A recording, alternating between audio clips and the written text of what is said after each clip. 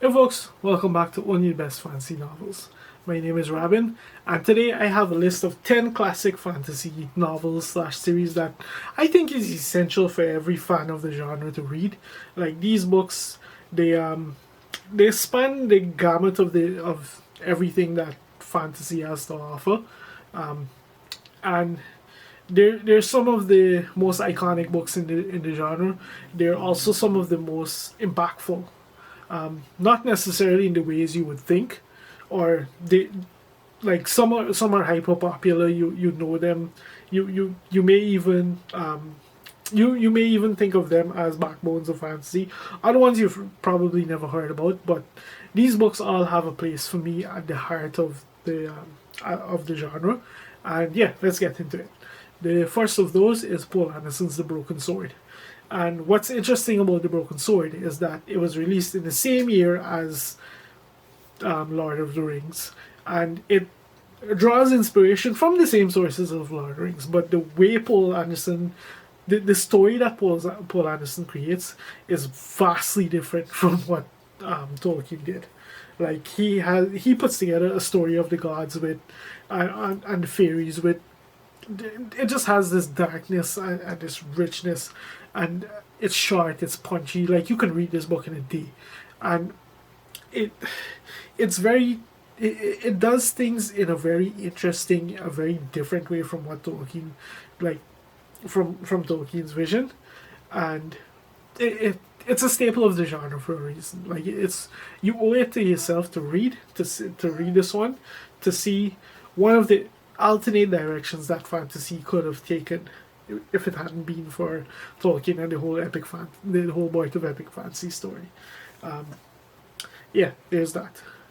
My second pick is Gabriel Garcia Marquez's 100 Years of Solitude, and this is literary fiction slash magical realism, and it tells the tale of a family over 100 years in South America. And this book is crazy, to say the least. Like the things that happen in this book, we span multiple generations of this family. They live pretty interesting lives, to say the least, and we see the way that this country changes and the way that the family kind of deals with these changes as a result. It's a pretty wild ride. It's one of the most enchanting stories I think I've ever read, and it's a book that, once again, like everything else on this list, you owe yourself taking a crack at it to see what else is out there, like what else fantasy can be besides dudes with swords trying to kill each other. But moving on, speaking of dudes with swords trying to kill each other, we have William Goldman's The Princess Bride, and this for me, this book is this book is just such a, it is one that kind of epitomizes the more whimsical, charming side of what fantasy can be. Like, I don't think I really need to introduce this book or tell anyone this story, like what this story is about. Um, like, it's pretty familiar at this point. But for me, that's the side of fantasy that this book kind of this book kind of holds up. Like, and it's almost like a spiritual successor to things like Discworld and so, where fantastical things happen, but they happen in such a light-hearted, whimsical, amusing way that it it's a great counterpoint to the more heavy, the more thematic, the more adventurous, the more, especially the more grimdark kind of story that we get. So for that reason, if no other, like this is very this is a book that's just, it's just a joy to read, honestly. But anyway, moving on, at number 4, we have Robert Holstock, Mythical Wood. And this one is probably one of the more obscure books on this list, but this is just, this is a mythic story in the true sense of the word. Like the it's all about this wood, this forest that has just some strange happenings occur with it, and the characters who become embroiled in the strangeness of this forest. Like this book draws very much on mythology, like King Arthur and these kind of things, and it does really freaky things with all of it, like really creative and interesting and just fascinating things. Like if you, I would not be surprised if the entire haunted forest story kind of thing was like in its modern form in fantasy, if this was the book that kind of inspired all of that. Like Mythical would, and the I don't think this book would succeed the way it does if it wasn't for the way that Robert Wollstock was just spectacular, just creating this strange sensation in the reader as they explore this just absolutely eldritch forest and the weird things that happen in it. Like this is just a fascinating story in that regard. Moving on at number 5 is a series I think needs no introduction, and that's Conan. Robert E. Howard's Conan. But here's the thing. Compliments of Hollywood, I think most people's conception of Conan is that he's basically this brain dead barbarian warrior who just goes around killing people and stealing stuff. Conan is a thief. He's an adventurer thief. He's a king. He does get embroiled in things, yes, but the stories have there as much as there are some crappy stories, there are also some pretty good ones where the situations that he gets embroiled in are a little more nuanced than you would think for a character with this kind of reputation. So they are worth taking a look at to see if there's something that works for you. But like I said, don't let your preconception compliments of Hollywood of these stories form the basis for your decision on whether they should be read or not. Like maybe ignore this video, look at the other videos and decide if it's something you want to try. But it is very interesting to actually read the source material and see just how much it's deviated from not just from the source material, but from like the adaptations and also its spiritual successes. So there's that. Moving on, at number 6, I have Patricia McKillip's The Forgotten Beasts of Eld, and for me, this book kind of embodies more of the magical, the more romantic side of fantasy.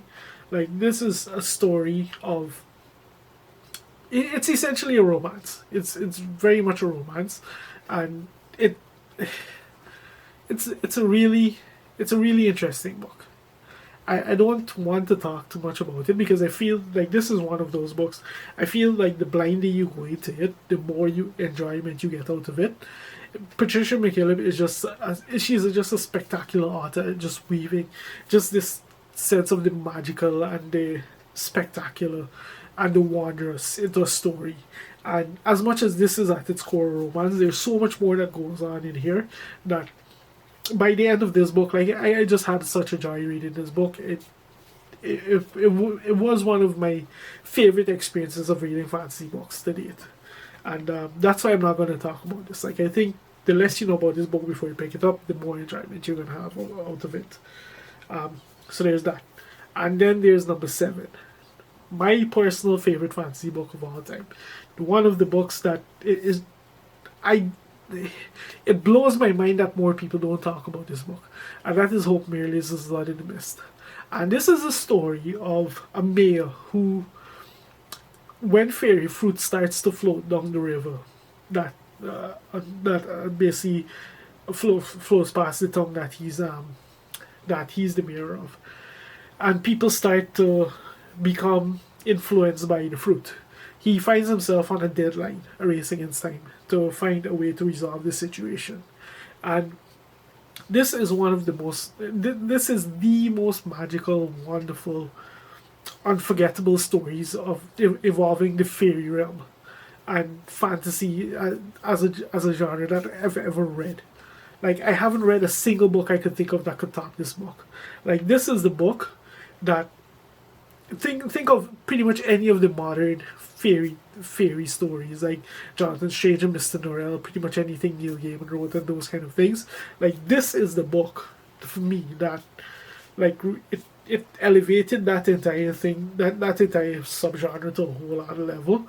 And I have yet to read a book that tops this one in that aspect for me. Like, it's absolutely spectacular. One of the most criminally underread books I've ever read. If you don't try any other book on this list, you owe it to yourself to try Lord in the Mist. But yeah, moving on. At number 8, we have Michael Moorcock's Gloriana. And every now and then, Moorcock writes a story that he does some fascinating things with characters who it proves it proves he has quite a bit of courage, and this is one of them. Like, this is Moorcock as a Brit wrote a story with one of the most unflattering portrayals of the monarch I've ever read. Like, this is almost as bad as his science fiction story Behold the Man, where he gives us a very, very different take on Jesus than anything you've ever read.